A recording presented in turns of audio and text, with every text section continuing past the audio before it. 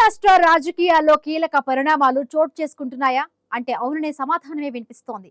శరద్ పవార్ మళ్లీ రాజ్యసభకు వెళ్లే ఆలోచనలో ఉన్నట్లు రాజకీయ వర్గాల్లో ఊహాగానాలు వినిపిస్తున్నాయి. ఈ నేపథ్యంలో శరద్ పవార్ రాజ్యసభకు వెళ్లడాన్ని కాంగ్రెస్ లోని ఓ వర్గం వ్యతిరేకిస్తూ ఉండడంతో ఆయన నిర్ణయం ఎలా ఉండనుందనే దానిపై ఆసక్తికరమైన చర్చ నడుస్తోంది.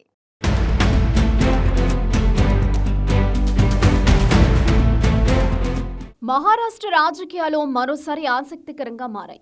ఎన్సీపీ ఎస్పీ అధినేత శరద్ పవార్ రాజ్యసభ ఎన్నికల బరిలోకి దిగేందుకు సిద్ధమవుతున్నారనే ఊహాగానాలు మహారాష్ట్ర రాజకీయాల్లో సరికొత్త చర్చకు తావిస్తున్నాయి.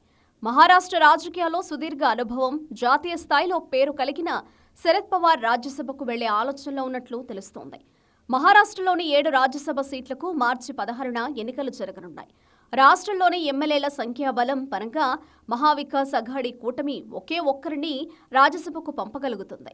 ఆ ఒక్క అవకాశాన్ని శరద్ పవార్ పొందబోతున్నారనే చర్చ రాజకీయ వర్గాల్లో జోరుగా జరుగుతోంది. ఇక్కడ మరో విషయం ఏంటంటే శరద్ పవార్ రాజ్యసభకు వెళ్లే ప్రయత్నాన్ని కాంగ్రెస్లోని ఓ వర్గం వ్యతిరేకిస్తోంది.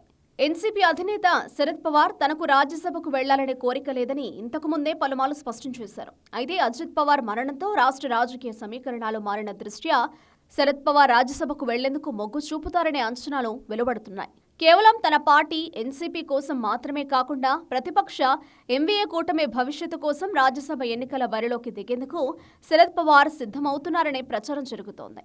గత 6 దశాబ్దాలుగా రాజకీయాల్లో ఉన్న శరద్ పవార్ ఇప్పటి వరకు కేవలం 2 సార్లే రాజ్యసభకు ప్రాతినిధ్యం వహించారు. 2014లో దేశ రాజకీయాల్లో బీజేపీ ప్రభంజనం మొదలయ్యాక శరద్ పవార్ రాజ్యసభ ఎన్నికల్లో పోటీ చేయాల్సిన అనివార్య పరిస్థితి ఏర్పడింది. ఈ విధంగా 2014-2020లో శరద్ పవార్ రాజ్యసభకు ఎన్నికయ్యారు. ప్రస్తుతం రాజ్యసభ సభ్యుడిగా ఉన్న శరద్ పవార్ పదవీకాలం 2026 ఏప్రిల్తో ముగియనుంది. దీంతో వరుసగా 3వసారి శరద్ పవార్ను రాజ్యసభకు పంపి జాతీయ స్థాయిలో ప్రతిపక్ష ఇండీ కూటమి వాణిని బలోపేతం చేయాలని విపక్షాలు భావిస్తున్నాయి.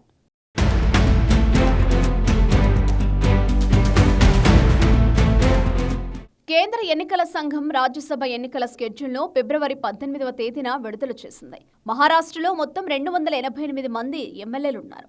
దీంతో రాజ్యసభ ఎన్నికల్లో ఒక సీటును గెలవాలంటే కనీసం 37 మంది ఎమ్మెల్యేల మద్దతు అవసరం ఉంటుంది. ప్రస్తుతం ప్రతిపక్ష మహావికాస్ అఘాడీ కూటమిలో శరద్ పవార్, ఎన్సీపీ, కాంగ్రెస్, ఉద్ధవ్ ఠాక్రే, శివసేన పార్టీలున్నాయి. ఈ కూటమికి 50 మంది ఎమ్మెల్యేల బలం ఉంది.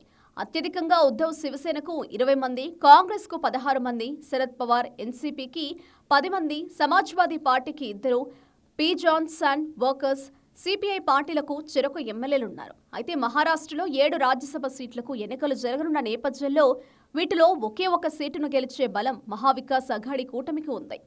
ఇటీవలి కాలంలో శరద్ పవార్, ఎన్సీపీ, బీజేపీ మధ్య పెరుగుతున్న సాన్నిహిత్యంపై రాజకీయ వర్గాల్లో హాట్ డిబేట్ నడుస్తోంది. శరద్ పవార్ ఎన్సీపీ భవిష్యత్తులో బీజేపీలో విలీనమవుతుందనే ఆందోళన కాంగ్రెస్లోని ఒక వర్గ నేతల్లో వ్యక్తమవుతోంది. ఈ రాజ్యసభ ఎన్నికల్లో విపక్ష ఎంవీఏ కూటమికి లభించే ఒక్కగానొక్క రాజ్యసభ సీటును శరద్ పవార్కే కేటాయిస్తే భవిష్యత్తులో కూటమి ఇబ్బంది పడాల్సి వస్తుందనే అభిప్రాయాన్ని కొందరు కాంగ్రెస్ నేతలు వ్యక్తం చేస్తున్నారు. ఒకవేళ బీజేపీతో శరద్ పవార్, ఎన్సీపీ చేతులు కలిపితే ఈ ఒక్కగానొక్క రాజ్యసభ సీటు కూడా అధికార మహాయుతి కూటమి ఖాతాలోకి వెళ్లిపోతుందని కాంగ్రెస్ నేతలు వాదిస్తున్నారు. ఎంవీఏ కూటమి తరపున ఇప్పటికే వరుసగా 2 సార్లు శరద్ పవార్ను రాజ్యసభకు పంపినందున ఈసారి మరొక విపక్ష పార్టీకి రాజ్యసభ సీటును ఇవ్వాలని కోరుతున్నారు. 85 ఏళ్ల వయసులో ఉన్న శరద్ పవార్కు ఈసారి రాజ్యసభ ఛాన్స్ లభించకుంటే ఆయన రాజకీయాల నుంచి రిటైర్ అయినట్టుగా భావించాల్సి ఉంటుందనే అభిప్రాయాలు వ్యక్తమవుతున్నాయి.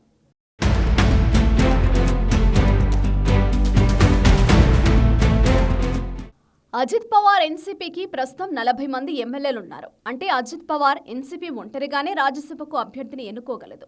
ఈసారి అజిత్ పవార్ ఎన్సీపీ తరపున రాజ్యసభ సీటును అజిత్ పవార్ పెద్ద కుమారుడు పార్థ్ పవార్కు ఇస్తారనే ప్రచారం జరుగుతోంది. పార్థ్ పవార్ పేరును అజిత్ ఎన్సీపీ అధినేత్రి సునేత్రా పవార్ ఖరారు చేశారని పార్టీ వర్గాలంటున్నాయి. ప్రారంభంలో అజిత్ పవార్ చిన్న కుమారుడు జై పవార్ పేరును రాజ్యసభ స్థానానికి పరిశీలించారని సమాచారం. అయితే తనకే అవకాశాన్ని ఇవ్వాలని పార్థ్ పవార్ పట్టుబట్టినట్లు తెలుస్తోంది.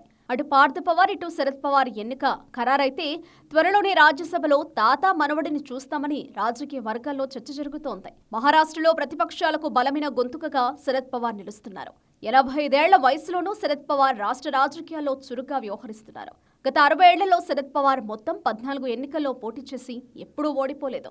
అందుకే పార్టీలోని రాజకీయ వర్గాల్లోని చాలా మంది శరద్ పవార్ మళ్లీ రాజ్యసభకు వెళ్లాలని కోరుకుంటున్నారు. ప్రస్తుత సమీకరణాల ప్రకారం శరద్ పవార్ బీజేపీతో చేతులు కలిపే అవకాశాలే లేవని రాజకీయ పరిశీలకులు అంటున్నారు. ఈ తరహా ఎన్నో అంచనాలు, మరెన్నో విశ్లేషణ నేపథ్యంలో శరద్ పవార్ రాజ్యసభ ఎన్నికల బరిలో నిలుస్తారా లేదా అన్నది ఆసక్తికరంగా మారింది.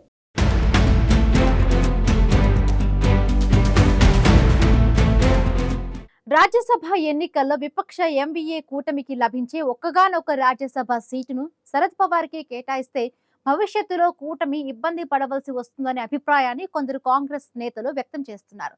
అయితే శరద్ పవార్ మరొకసారి రాజ్యసభకు వెళ్లాలని నిర్ణయించుకుంటారా లేదా మరొక పార్టీకి అవకాశాన్ని ఇస్తారా అన్నది చూడాలి.